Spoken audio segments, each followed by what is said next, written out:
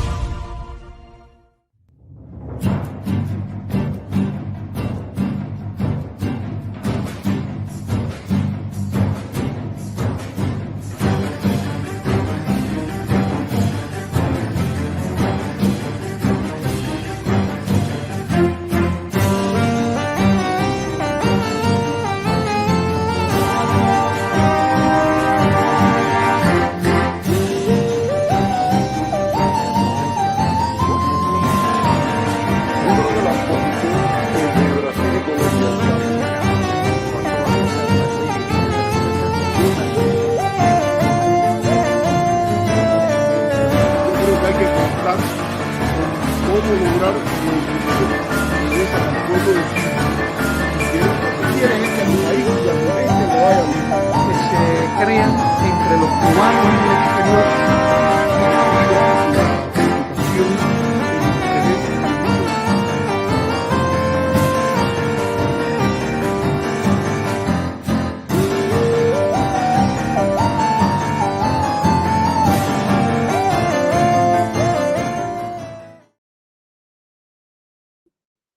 Hola amigos, hola amigas, qué gusto estar con ustedes este domingo para compartir otro capítulo, otra reflexión en nuestras conversaciones americanas, donde hablamos de la América, de las Américas, de la del norte, de la del sur, la de las islas. Hoy quiero empezar por agradecer la donación que nos hace Eric López, una buena manera de comenzar el programa, y nos dice buenas tardes, saludos para usted y su familia. Lo mismo le deseo, Eric López, a usted y a su familia, que tengan una buena tarde, que tengan un feliz fin de semana y bueno, que tenga tenga buena salud, que le vaya bien.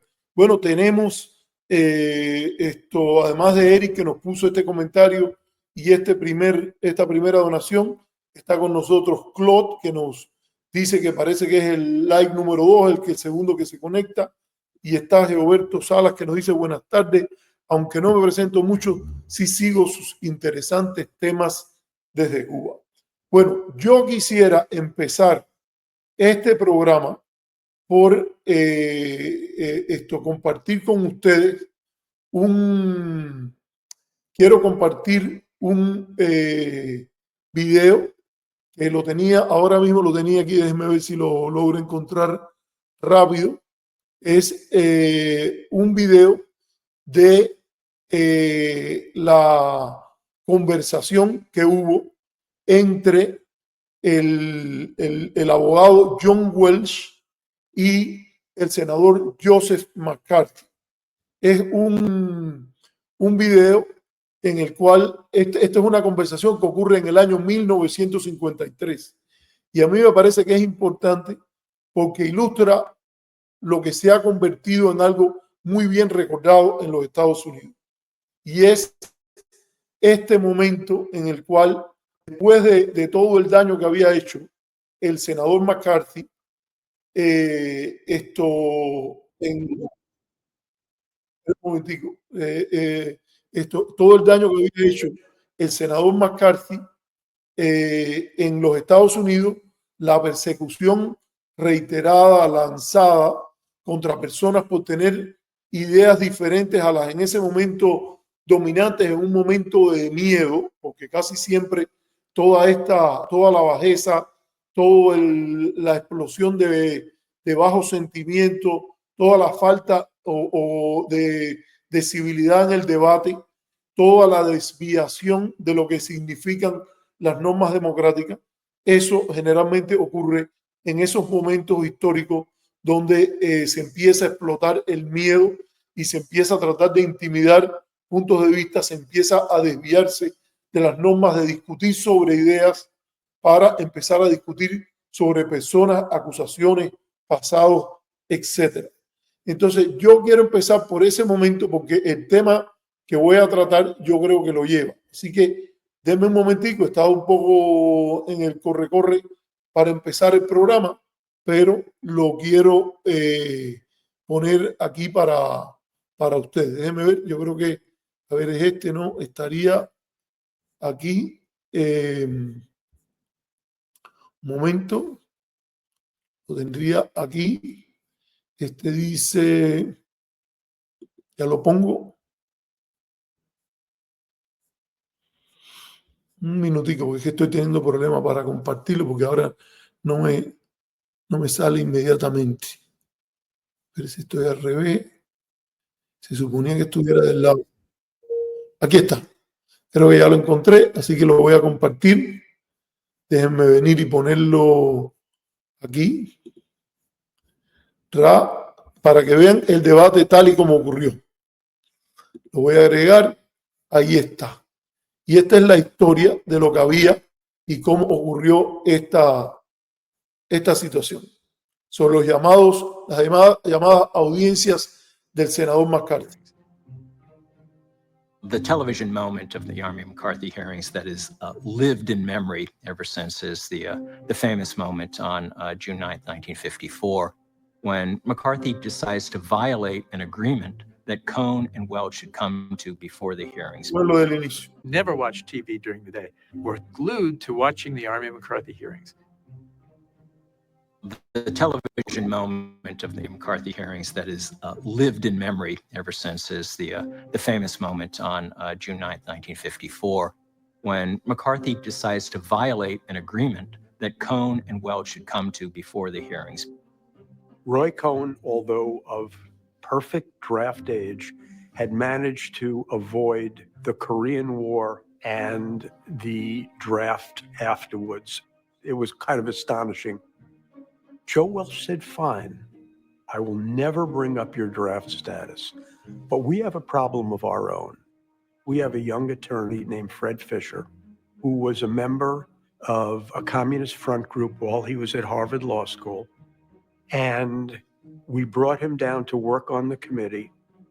We decided that because of his past, we would send him home, and I would appreciate it if you would never bring up Fred Fisher. Throughout most of that afternoon, Roy Cohn and Joseph Welch had been having, your basic nasty lawyerly argument, and Cohn's okay with it. Mr. Welch, sir, with great respect, I work for the committee here. They know how we go about handling situations of communist infiltration and failure to act on FBI information about communist infiltration. And may I add my small voice, sir, and say whenever you know about a subversive or a communist or a spy, please hurry. Will you remember those words? Mr. But Welch, McCarthy sir, gets so with great angry at respect- Welch's badgering of Roy Cohn that he blurts out the name of Fred Fisher. In view of Mr. Welch's request, I think we should tell him that he has in his law firm a young man named Fisher, who has been for a number of years a member of an organization which is named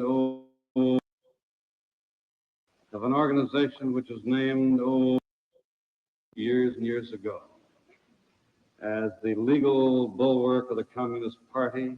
And I have hesitated bringing that up, but I have been rather bored with your phony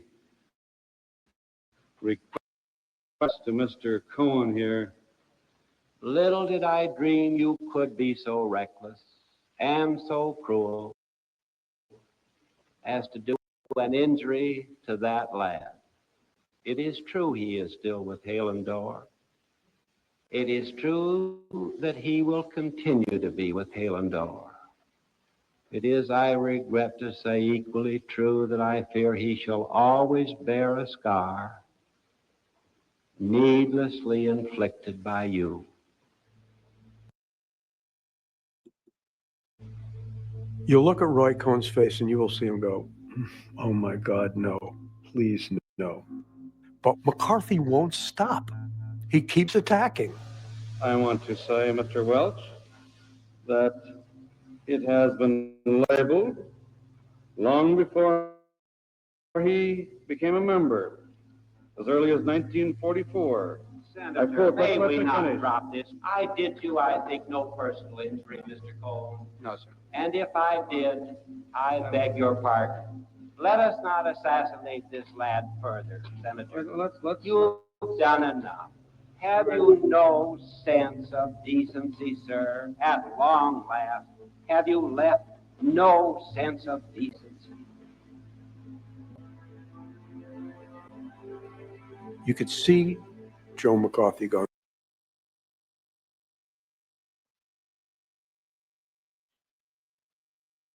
what did I do? What did I do?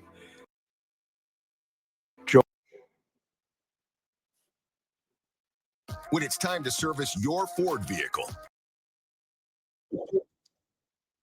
Discúlpeme, porque parece que por algún motivo está bajo parece que por algún motivo está bajo el internet y se ha estado un poco lento la transmisión. Yo quería decirles qué cosa es lo que pasa aquí, que quiero reiterarlo, esto lo hemos presentado otras veces en nuestro programa. Lástima cuando estas cosas técnicas, de verdad que me siento mal cuando preparo el programa y después una cosa técnica como esta crea su problema. Y es que aquí lo que tenemos es, McCarthy está acusando a mucha gente, ha dicho que tiene las listas, fíjense cómo esto es un recurso que se repite y se repite y se repite, que es el recurso de las listas para acusar. McCarthy había llegado a decir que tenía centenares, si no miles, de nombres de miembros del Partido Comunista infiltrados en el Departamento de Estado, infiltrados en el Departamento de Defensa, infiltrados en las diferentes agencias del gobierno norteamericano, y que eran muchos, y empieza con esa matraca a atacar y atacar y atacar hasta que llega un momento en que se está la disputa con el abogado John Welch, que refuta esto que está ocurriendo, esta falta de ética, este vigilantismo, esta idea de arremeter contra la reputación de las personas utilizando la plataforma del Congreso y la prensa. ¿Y qué pasa dentro de esto? Que llegan a un acuerdo. Ahí está Roy Cohn, que es un abogado muy joven, se dice muy talentoso. Después aparece que él era gay.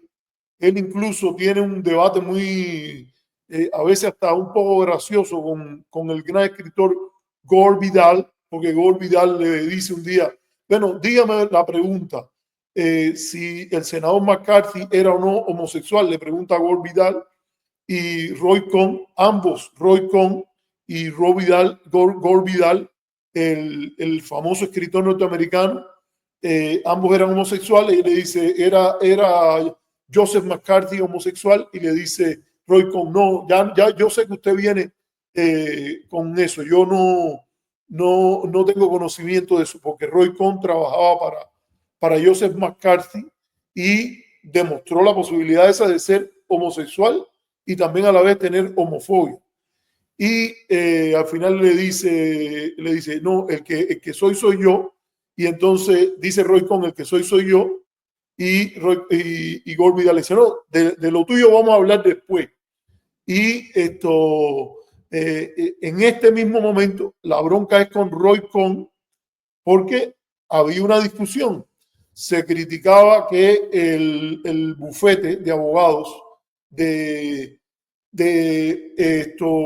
este abogado que se llama John Welch tiene contratado a un señor de apellido Fred Fisher, que había sido, cuando estudió en la Escuela de Leyes de Harvard, creo que era como 4 o 5 años antes, 1904 no, debe haber sido más, como 9 años antes, había sido miembro de una organización cultural vinculada al Partido Comunista. Como decir, por ejemplo, en Cuba era la Sociedad Nuestro Tiempo, de la cual después empezaron a esconder que hasta Celia Cruz había sido parte de la emisora 1010, que también era otra de las emisoras que tenía el Partido Comunista. Y en medio de esta situación llega a un acuerdo. Mira, ustedes no van a sacar lo de Fisher, lo vamos a mandar de vuelta para Boston, no vamos a quitar este problema, y en el intercambio John Welch no iba a mencionar el hecho de que Roy Cohn había evadido el draft en medio de la guerra de Corea. Entonces, y estaba trabajando en el Senado, donde él entró a trabajar desde muy joven. Dicen que era un abogado muy capaz. Roy Cohn es el vínculo entre el macartismo de la era de los años 50 y Donald Trump, porque después Roy Cohn, en los círculos de Nueva York de derecha, va a ser el abogado de Donald Trump. Y bueno, al final de todo esto, ya este hombre estalla, porque Joseph McCarthy incumple el contrato, el acuerdo, y lo que hace es arremeter contra John Welch, y le dice, y a propósito, usted en su bufete tiene a una persona que era miembro de esta organización pantalla del Partido Comunista desde tal momento y de tal momento. Y en la historia norteamericana, en la historia política de los Estados Unidos, marca mucho. Es un tema que es una frase icónica, por decirlo de alguna manera, icónica, es esa frase de, espera un momentico, voy a subirlo aquí porque me parece que así está mejor, la frase de John Welsh cuando se vira y le dice al senador McCarthy: usted ya no tiene ni el más mínimo sentido de la decencia. Señor, está bueno ya, le dice, está bueno ya de estar abusando de tanta gente, de hacerle daño a tanta gente, de hacerle daño a la democracia de los Estados Unidos. Le queda a usted el más mínimo sentido de la decencia. Y yo creo que quiero empezar por esto. Ojalá que, bueno, yo traté de buscar uno que tenía una traducción al español, tuve que buscarlo en Vimeo, y quizás por eso a lo mejor se escuchaba más lentamente, se me interrumpía, pero si puede usted búscalo, lo puede buscar hay varias incluso películas donde esto se pone y que se remiten a este tema del macartismo y que esto tienen esa escena icónica en la cual usted ve que las personas que la cuentan, hay un documental del PBS que lo cuenta también, que dice que el aire estaba cargado, que había un silencio total y que cada palabra, cada sílaba de los oradores se escuchaba. Incluso cuando alguien contestaba con una frase corta. Por ejemplo, cuando John Welsh le dijo a McCarthy: ¿usted tiene algún problema con espías comunistas? Mire, yo le voy a dar un consejo, dese prisa, que es por donde empieza el libro, dese prisa. En cuanto usted detecte un espía comunista infiltrado en el gobierno norteamericano, dese prisa y repórtelo, pero no venga a meter acusaciones infundadas de vigilante, a tratar de estar acusando gente sin tener las evidencias, ¿no?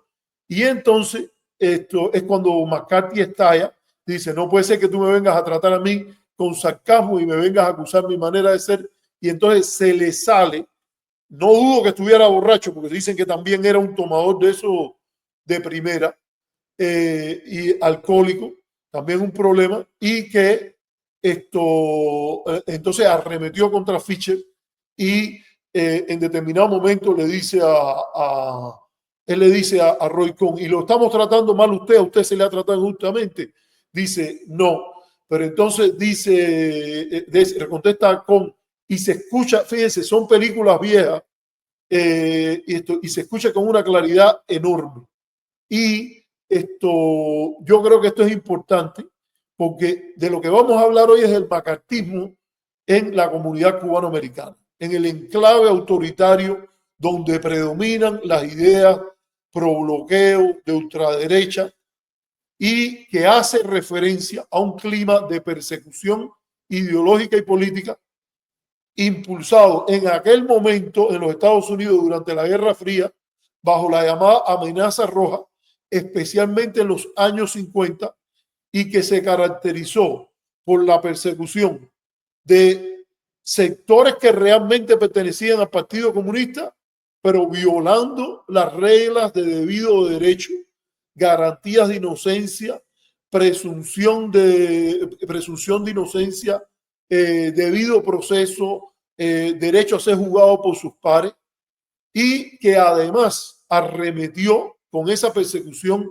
ideológica y política, desviándose de todo estándar democrático, sin pruebas sólidas, contra las personas que ese sector en su paranoia concibió o medía como comunistas, como asociados a sectores hostiles a los Estados Unidos, en sectores como el gobierno, el cine, las universidades, la academia y otros ámbitos sociales. O sea, como aquí hemos hablado ya en varios programas, porque este no es el primer programa que tratamos de eso, lo que pasa es que creo que en estos últimos días se han llevado la rosca ahora más todavía con esto de las listas para Carlos Jiménez, con esto de las denuncias a nivel de redes sociales, porque esto que dijo Humberto Eco de que las redes sociales le han dado el poder a los idiotas, para divulgar las ideas más idiotas también. Y yo creo que son aquí de verdad importantes porque el nivel de desinformación, la falta de estándares es tremendo. Y yo creo que nadie con dos dedos de frente que pueda mirar lo que ha sido la historia de este enclave autoritario pueda negar que desde la Revolución Cubana en 1959 ha habido un fenómeno similar, equivalente al macartismo de los años 50, y que representa una intolerancia y persecución ideológica y política contra posiciones percibidas como de izquierda o simpatizantes del régimen cubano, no porque lo sean o lo dejen de ser, sino porque ese sector a su conveniencia quiere ponerle ese cartel y acusar de agente, ese lenguaje de agentura, de andar sirviendo a alguien más, de no respetar la ley cuando ellos no ponen una sola prueba y son ellos los que rompen con el espíritu de la ley y que tiene elementos muy presentes en la Florida, pero que se extiende a todo lo de la comunidad cubanoamericana. Cuando yo digo que esta gente se han llevado la rosca en los últimos días, yo creo que ha habido un caso que, aunque yo no conozco a la persona muy bien, sí la conozco como una académica y que fue directora del Centro de Estudio de la Economía Cubana en La Habana. Han cogido unos videos en los cuales esta persona sale criticando el bloqueo, ni se toman el tiempo mínimo, la profesionalidad de escuchar el video completo, porque el video completo dice muchas de las cosas que a veces ellos después dicen, críticas al modelo económico, críticas al gobierno, críticas a la lentitud de la reforma, a todo eso. Pero por el mero hecho de que la profesora Betsy Anaya menciona el tema del bloqueo, inmediatamente la emprenden contra ella en violación de reglas mínimas de civilidad. Porque eso hay que decirlo así. Reglas mínimas no solo de debate democrático, reglas mínimas de civilidad. Yo voy a poner algunos ejemplos porque no voy a divulgar esos websites, pero tengo que ir y compartir algo de lo que ellos han hecho. Pero lo quiero hacer desde la perspectiva, y se lo digo a los que manejan estos programas. Yo no voy a discutir con ninguno de ustedes nada que sea ataque personal, porque sé que por ahí es por donde ustedes vienen primero, con las mismas acusaciones de agentico, con las mismas acusaciones de referencias familiares, con las mismas referencias a donde uno vive, donde uno enseña, donde uno trabaja, todo ese tipo de cosas. No. Aquí vamos a discutir cómo se discuten ideas, hechos e interpretaciones. Y vamos a mirarlo, porque yo creo que la definición del programa, como lo hemos empezado, que dijimos que lo que están haciendo ustedes, ese grupito, es cruel e irresponsable, porque la definición de cruel se le impone porque ustedes atacan a personas que están viviendo en el territorio norteamericano, que viven con su familia, que viven con una comunidad y no lo hacen con el mínimo profesionalismo que debería tener una esfera pública de debate de ideas. Ustedes no arremeten contra sus ideas, ustedes no discuten el mérito de sus ideas en el entendido de que el que convence o persuade no vence, sino que simplemente lleva adelante, mueve la polémica desde donde descansa, sino se lanzan a la yugular a procurar hacerle daño a esas personas y a su familia. Ya lo hemos visto desde antes, cuando empezaron con una jueza que no sé si ese fue el problema, pero por lo que se ha dicho es que ella no declaró que ella había pertenecido al Partido Comunista antes. Y para que quede claro, yo creo que eso, la persona que venga a los Estados Unidos como buen ciudadano norteamericano que paga impuestos, yo digo que se cumplan las leyes. El que tuvo una presencia en algo que el gobierno norteamericano quiere saber si tú lo hiciste o no, ve y decláralo, punto. Tú no tienes necesidad de mentir. Yo creo que en este país ha habido la generosidad, sobre todo en otros gobiernos, de que la persona ha llegado, ha dicho de lo que él ha sido, y es verdad que aquí hay elementos donde el dinero juega un papel central, a veces con un peso importante en la justicia, porque en mi caso, cuando yo llegué, yo sí tenía un abogado de migración y sí lo dije, yo dije, llené mi papel explicando por qué y debo decir que en este país nunca se me ha acosado por mis ideas, por decirlo con toda claridad. No me ha acosado el gobierno, me ha acosado ese sector macartista del exilio cubano. O sea, lo primero que digo es eso, que es cruel. Ataca a la familia, ataca a las personas. Ha llegado al colmo, porque hay que decirlo así, ha llegado al colmo en el caso de Alex Otaola y Ernesto Morales, que los voy a presentar aquí, que han incluso por una, no sé, yo ni siquiera lo quiero llamar defecto físico, no tiene que ser un defecto, las personas se forman como se forman en su vida, su contexto físico.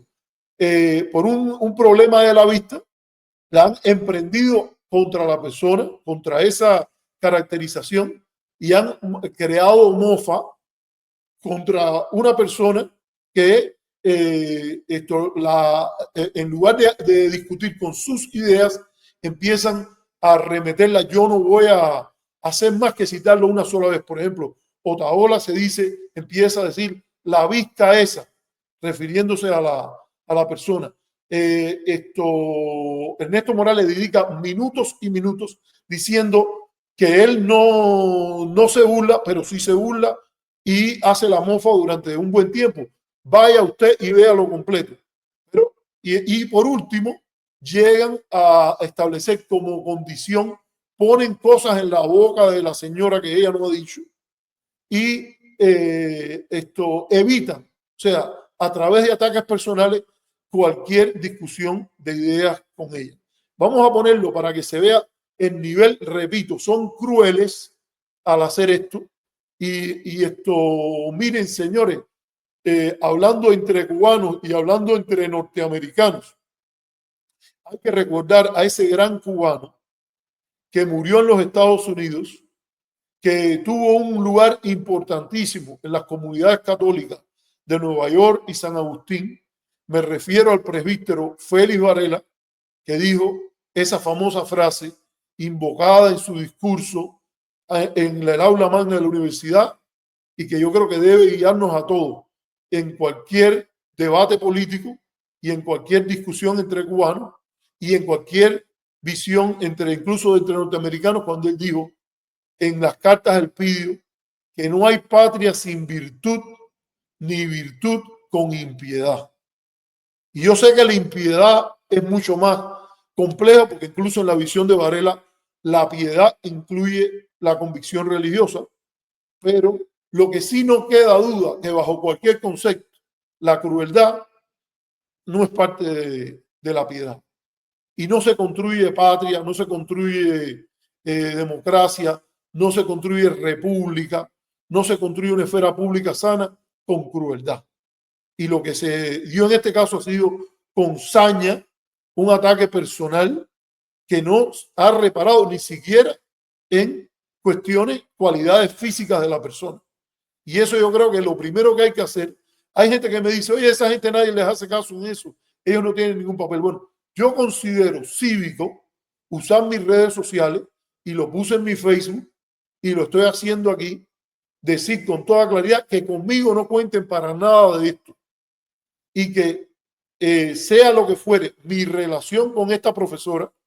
Voy a recordar que incluso recientemente que yo he citado, acepté el reto que decían en el muro de Mauricio de Miranda Parrondo, que yo no iba a poder, que yo iba a coger miedo, que yo no iba a participar porque Mauricio es ese gran economista, el que nadie lo puede competir con él. Yo he aceptado, hasta ahora no se ha dado ese debate porque Mauricio es al que incluso le han puesto una fecha, le han pedido una fecha, el mismo moderador que él puso, que es Carlos Alzugaray, y él no ha contestado, para ponerlo con toda claridad. Pero en ese momento, Betsy llegó y dijo que le gustaría ver el debate entre Mauricio de Miranda Parrondo y yo, y creo que Mauricio contestó algo como sí, estaría bueno, no sé qué, y después ella puso, no, yo creo que él no va a querer. Yo no sé por qué ella dijo eso, porque yo nunca he tenido ni un sí ni un no con ella. De hecho, no he tenido ni una amistad ni una enemistad. La he visto en presentaciones, particularmente en una de los LASA. Me invitó Antonio Romero, un gran economista cubano, que fue director como ella del Centro de Estudio de la Economía Cubana, y que me invitó, oye, voy a ver este debate, vamos allá, no sé qué, y estuvimos. Y ella ha estado, yo sé que estuvo en un debate, en un panel que estuve yo unos años atrás. Y lo que vi que ella presentó, lo presentó con tremenda profesionalidad. Era, si mal no recuerdo, sobre un tema de género y economía. Y todo lo que dijo a mí me pareció, puede ser discutible, como todo lo que dicen los académicos es discutible. Las universidades son los lugares para pensar lo impensable y decir lo indecible. Esa es mi visión, aquí y allá, en Cuba, en Estados Unidos, en España, en Israel, donde sea. Es bueno decirlo ahora, cuando hay una disputa entre sectores del gobierno y el propio presidente y las universidades. Y a mí me parece que es, entre no solo el presidente, también el secretario de Estado ha estado metido en alguna de estas cositas. Y a mí me parece irresponsable dejar que la esfera pública cubana se convierta en este espacio que es donde esta gente campean por su respeto y que nadie les ponga coto desde criterios institucionales, porque la academia, el periodismo, la religión, por ejemplo, son áreas institucionales que tienen sus reglas. Y lo que ha ocurrido con esto de que en las redes sociales la gente viene y dice lo que sea es pasar gato por liebre, y entonces se pasa por debate de ideas, una cosa que es, por ejemplo, un cuestionamiento a las personas porque cambien un punto de vista o porque hagan algo que no tiene nada que ver con su punto de vista. ¿Me entiendes? Dónde viven, que con quién viven, que cómo celebran el fin de año, que si tienen esto, que si no tienen lo otro.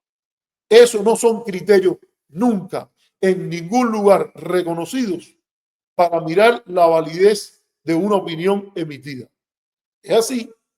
Y esos criterios que ayudan a guiar el debate a la relevancia de una opinión, porque sí, vamos a decirlo con toda claridad, porque yo vi un momento en que en el caso de Ernesto Morales se está refiriendo a la opinión de Betsy de que hay una paraguaya que está opinando sobre Cuba sin saber.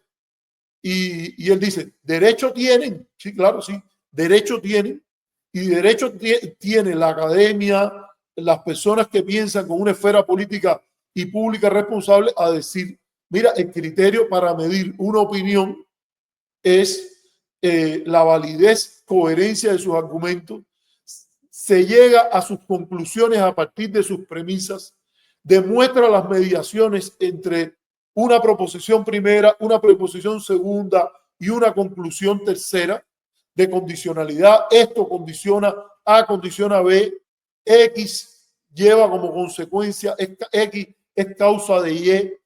Esos son criterios que también hay que recordarlo, porque que la persona que sostiene, digamos, que el bloqueo causa importante daño a la economía cubana, tenga una mirada extraviada, no tiene nada que ver con la validez de esa propuesta.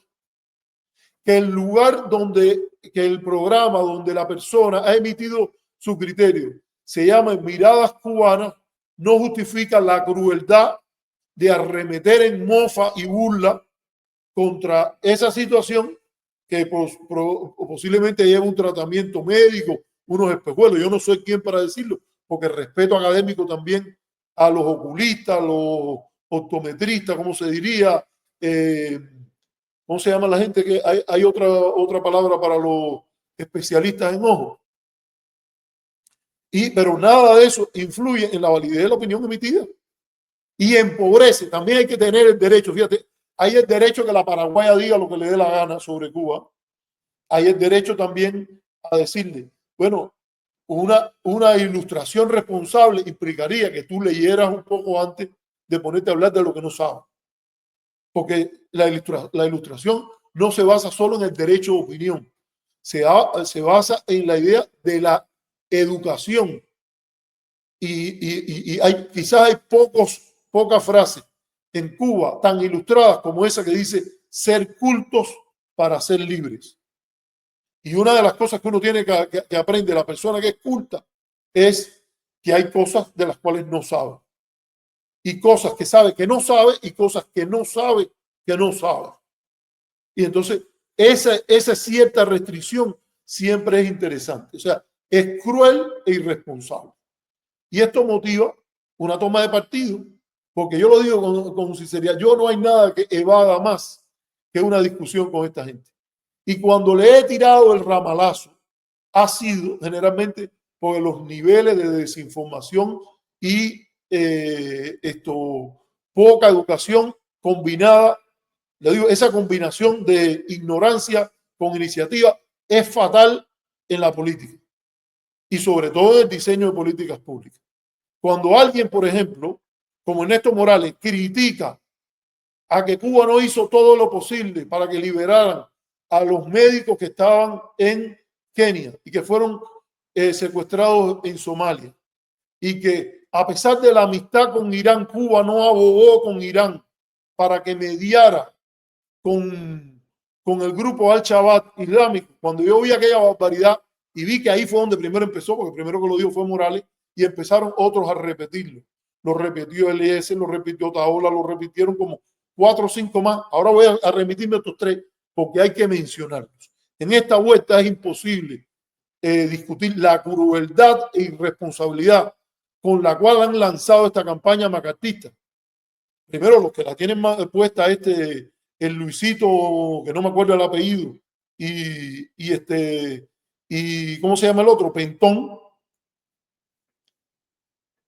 ¿Lo digo o no lo digo? Bueno, que el Guerrero lo llama el ratón puntón, o lo llama también.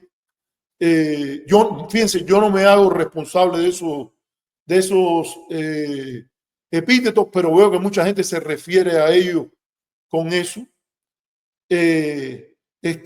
Y que se han dedicado a lanzar una guerra, una campaña que ha motivado que prácticamente en diferentes sectores de YouTube se ha estado comentando. El otro día escuché el programa de Almora, que de vez en cuando lo escucho. Dicho, no tengo ninguna relación con Almora, pero creo que lo trató con mucha responsabilidad. La entrevista de Joe García que dio en Cuba, donde también respondió algunas de estas cosas, y en la cual de verdad que esto cuesta dinero, señores. Después que, te lo digo por experiencia propia, después que te cojan en las redes sociales y lancen toda una campaña de ese tipo, cuando yo una vez traté, yo recuerdo que dije, ay caramba, cuando tenga un salario ya completo, que termine el doctorado, porque yo dediqué, algunas veces me arrepiento de haber dedicado mucho tiempo mientras estaba haciendo el doctorado. Me fui un año entero a Washington a tratar de hacer cosas para que cambiara la política hacia Cuba, en las cuales me metí en muchas cosas ahí. Y en esa época aparecí en la esfera pública e inmediatamente víctima de la propaganda negativa, las mentiras, las acusaciones, las infamias, difamaciones, incluso por Radio Martí. Y cuando digo, bueno, ahora cuando termine el doctorado, déjame ver si puedo hacer algo, porque me habían dicho que había algunas firmas que podían limpiar eso un poco. Cuando hablé, creo que era una persona de mucho menor nivel, tenía que pagar la primera vez como $3,000 para que me hicieran una cosa ahí en 6 meses, que toda esa propaganda negativa mala aparecía más para abajo. Y después me dijo la persona, y esto es ahora, dentro de un tiempo va a ser necesario volverlo a hacer. Yo digo, tiene una persona normal, una profesora que ha venido de Cuba recientemente, un profesor normal, digamos, que por una razón u otra no haya logrado tener un trabajo, digamos, de esos de los salariazos que pagan en Stanford, en Harvard o en Yale, a los que tienen tenure, porque también hay otros profesores que no tienen esa capacidad. Tienen esa capacidad si no son hijos de un millonario. Entonces, la defensa última es crear un repudio, crear una censura, digo censura no de cortarlo, porque nadie les puede cortar que ellos lo sigan diciendo, pero que queden marcados porque esté claro que lo que están haciendo refleja una crueldad significativa, refleja un distanciamiento de los paradigmas martianos, que entre cubanos eso debe importar, porque la ética martiana te la crees o no te la crees, y es verdaderamente indignante que alguien se refiera a la apariencia de otra persona, mucho menos, y lo digo desde mi condición de caballero, a una mujer para cuestionarle sus posiciones políticas o su criterio académico, porque en última instancia, les repito, váyase y véase completo el programa Miradas Cubanas parte 2 del sitio de temas, que no lo voy a poder poner completo aquí, aunque a lo mejor al final lo dejo puesto, y se vea completo que ahí lo que hay es fundamentalmente un criterio de economista científico, apropiado, objetivo, patriótico.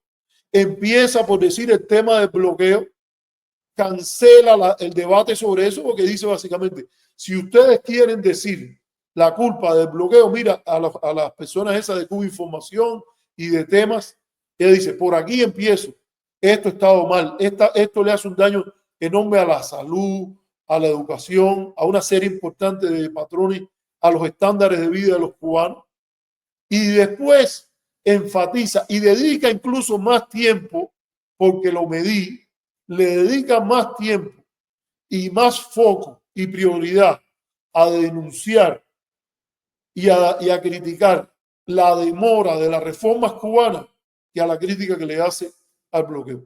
Y lo hace muy bien. Yo creo que sí, que es un ticket patriótico que hay que pagar. Es un ticket patriótico y es un ticket de objetividad.